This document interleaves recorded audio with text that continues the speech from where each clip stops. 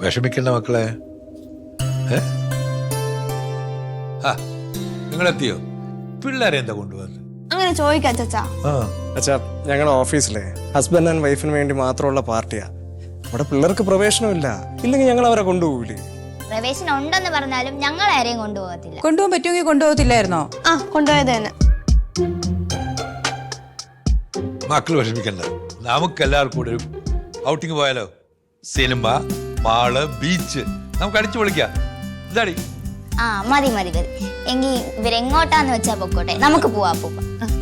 നമ്മൾ അപ്പൊ ഇനി ഞങ്ങൾക്ക് പോവാല്ലോ. പിന്നെ ധൈര്യമായിട്ട് പോയിക്കോ. പോയി റെഡി ആക്കി.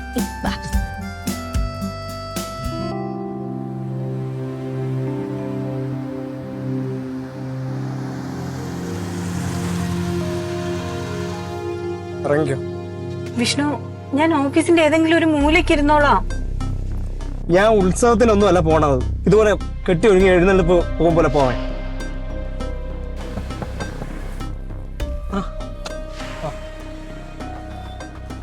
കൊറേ നേരം എത്തിയിട്ട്? അല്ല, കുറച്ചു നേരം ആയതുള്ളൂ. നമ്മള് 3 പേരും കൂടിയാണോ പോണേ? 3 പേരാ?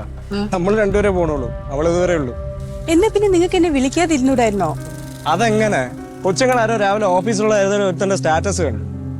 ഇനിയിപ്പോ കൊണ്ടുപോയില്ലെങ്കിൽ ഭാര്യയെ കൊണ്ടുവന്നില്ല എന്നുള്ള ചോദ്യം. വിഷ്ണു, അതിന് ഓഫീസിൽ പലർക്കും എന്നെ അറിയാവുന്നതല്ലേ? അതിന് ഓഫീസിലാണ് ഞങ്ങൾ പോണെന്ന് നിന്റെ അടുത്ത് ആര് പറഞ്ഞു? ഓഫീസിലെ പ്രോഗ്രാമിന് പോവാന്നാ പറഞ്ഞിരിക്കുന്നത്. പിന്നെ നിങ്ങൾ എവിടെയാ പോകുന്നേ? നീ ഭാരിച്ച കാര്യങ്ങളൊന്നും അറിയാൻ നിൽക്കണ്ട. നിങ്ങൾക്ക് ഞാൻ ഇത്രയും ബുദ്ധിമുട്ടാണെങ്കിൽ എന്നെ അങ്ങ് വേണ്ടാന്ന് വെച്ചൂടെ? അയ്യോ, അത് ഞാൻ പറഞ്ഞതാ അല്ലേ? പെൺമക്കളില്ലാത്ത എന്റെ അച്ഛനും അമ്മയ്ക്ക് ഇവിടെ മരുമോളല്ല, മോളാ. താൻ പാടോ. ഹായ്, കണ്ണീര്. നിന്റെ കണ്ണീരൊന്ന് കാണണമെന്ന് ഞാൻ വിചാരിച്ചതാ. എനിക്ക് എപ്പോഴും എന്നെ പരിഹസിക്കണോ അല്ലേ?